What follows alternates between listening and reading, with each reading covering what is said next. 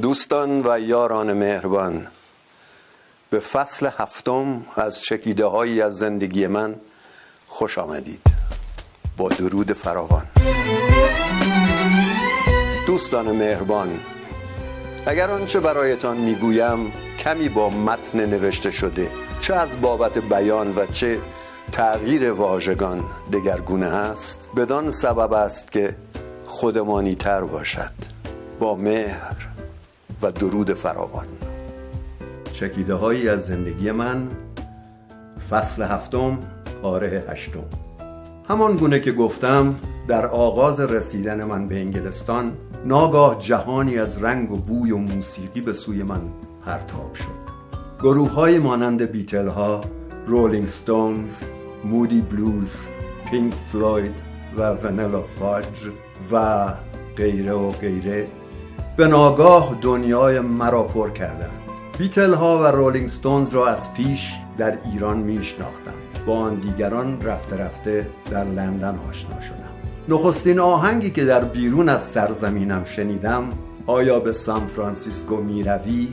Are you going to San Francisco بود که چون پس از پروازی خستگی آور دیده گشودم، از اتاق همان همسایه‌ای که دیشب مرا یاد یار انداخته بود برخاسته بود. این و آهنگ دیگری که روزی چند بار از رادیو پخش می شد، روشن‌ترین رنگ کمرنگ، Whiter Shade of Pale را می توانم موسیقی های متن روزگار نخستم در لندن به شمار آورم.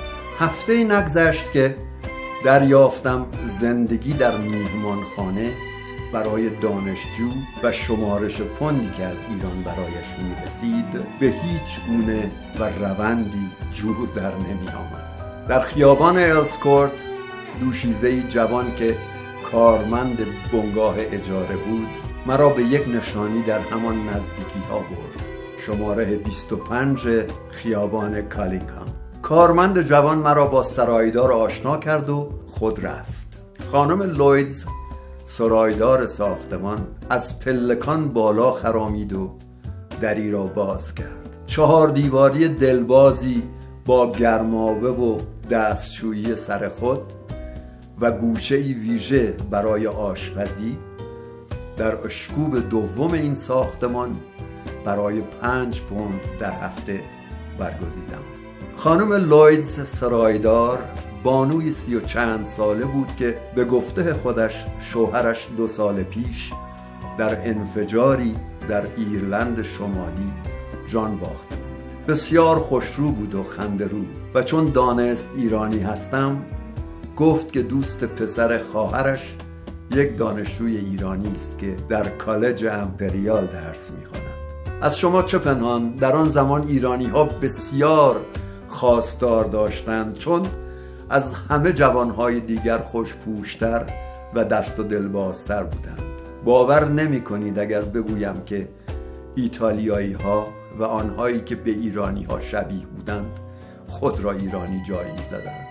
پس از چند بار که او را خانم لویدز نامیدم، از من خواهش کرد که او را با نام کوچکش مارلا بخوانم. 2-3 روز پس از جابجا شدن دریافتم که از میان 6 تن دیگر که آنجا میزیستند تنها من بودم که او را با نام کوچک مینامیدم. چون نمیخواستم کسی گمان بد بکند، تنها هنگامی که کس دیگری در آن نزدیکی نبود او را با نام کوچکش صدا میکردم. به بنگاه بازگشتم و چمدان گنج مانند و گیتار گیلد و ساک دستیم را برداشتم و در جای تازه بر تخت نهادم. چندی پس از آن مارلا با فنجانی شیر چای و ساندویچ ژامبون و پنیر به درون اتاق آمد. از شما چه پنهان، بسیار گرسنه بودم. بسته‌ای پسته به او دادم. 1-2 دانه را درسته در دهان نهاد. خندیدم و روش باز کردنش را به او یاد دادم. از شتاب خوردن من دانست که گرسنه تر از آنم که ساندویچی درستم کند. از من خواست که شام به اتاقش بروم و پس از دادن نشانی فروشگاهی نزدیک به ما برای خرید نان و غیره رفت.